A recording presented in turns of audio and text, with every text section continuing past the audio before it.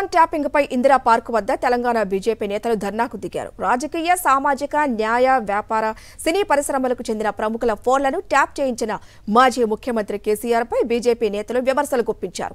సంచలనం రేపిన phone tapping కేసును సీబీఐకి అప్పగించాలంటూ demand చేశారు. ఇతర పార్టీల నేతలతో పాటు సొంత పార్టీ నేతలు, కుటుంబ సభ్యులపైన కేసీఆర్ ఫోన్ ట్యాపింగ్ కు పాల్పడ్డారంటూ మండిపడ్డారు.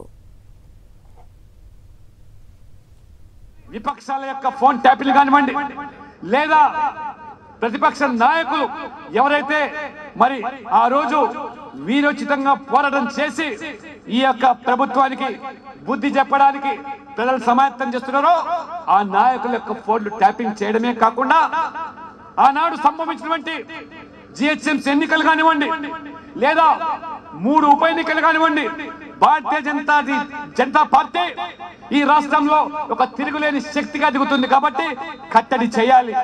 ఆ రకంగా మరి భారతీయ జనతా పార్టీ యొక్క ఆర్థిక మూలాలను దెబ్బతీయడానికి ఏ రకంగా మొత్తం పోలీసు వ్యవస్థను మరి ఆ రోజు మరి అధికారులందరినీ కూడా ప్రేరేపించి ఆ యొక్క అధికారులు ఇవాళ మొత్తం కూడా మీ భాగోతం బయట పెడుతున్నారు.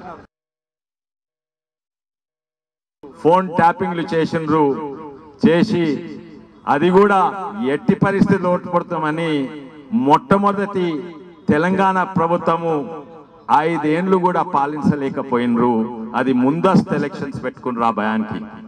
అప్పటి నుంచి ఇప్పటి వరకు ఫోన్ ట్యాపింగ్ల ద్వారానే లేకుంటే పోలీసును ఒక యంత్రంగా లేకుంటే ఒక ఆయుధంగా అస్త్రం తీరుగా వాడుకొనే గెలిచిన పార్టీ అది టిఆర్ఎస్ పార్టీ, ఇప్పుడు బీఆర్ఎస్ పార్టీ.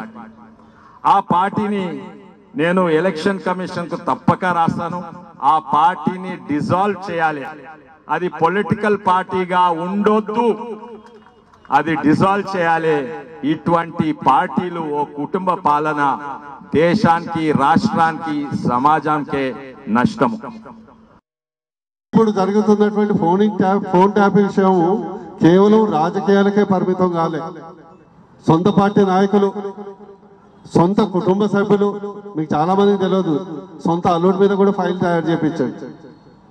అల్లుడి మీద కూడా ఫైల్ తయారు చేయించి ఫోన్ ట్యాపింగ్ చేయించి, అదేవిధంగా సొంత పార్టీ నాయకులు, అంతరంగికులు, పోలీసు వాళ్ళు, బిజినెస్ పీపుల్, ప్రతిపక్ష నాయకులు వీళ్ళందరి మీద ఫోన్ ట్యాపింగ్ చేయించడం జరిగింది.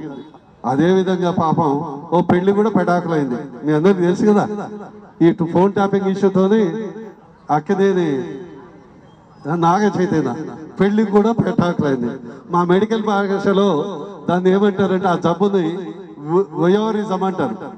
అంటే వేరే వాళ్ళ బెడ్రూమ్లో పోయి తొంగి చూడటం, వేరే వాళ్ళ భార్యాభర్తల్ని సంభాషణ వినటం కొందరికి ఆనందం కలిగిస్తుంది. దాన్ని వయోరిజం అని ఒక జబ్బు ఉంటుంది.